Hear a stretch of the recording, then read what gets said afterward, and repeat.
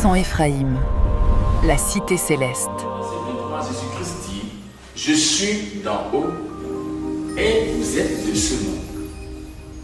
C'est là que se pose la question d'héritage.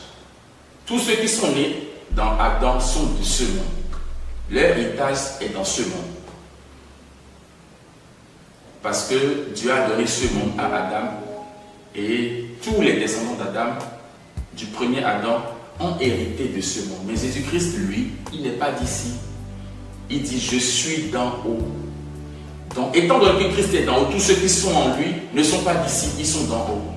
C'est pour ça que nous irons aussi dans le livre de Jean, en son chapitre 15, verset 19, qui dit, vous n'êtes pas de ce monde. Jésus-Christ a dit à ceux qu'il a choisis qu'ils ne sont pas de ce monde. Si tu es en Christ, tu n'es pas de ce monde.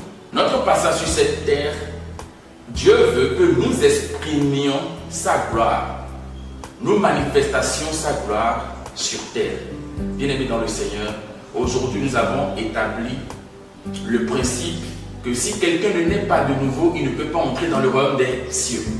Nous avons établi ce que c'est que la nouvelle naissance et nous avons dit que la nouvelle naissance, ça change la nature de l'homme de l'état charnel à l'état spirituel.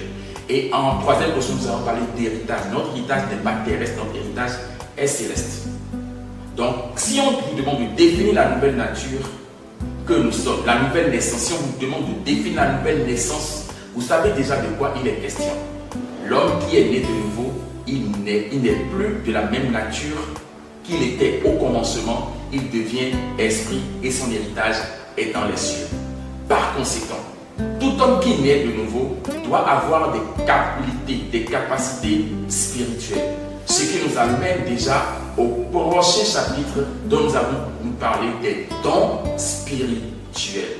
Si vous m'avez reçu chez vous, si vous avez aimé le message, je vous demanderai seulement de liker, de partager, de vous abonner. Merci. Sans Éphraïm, la cité céleste.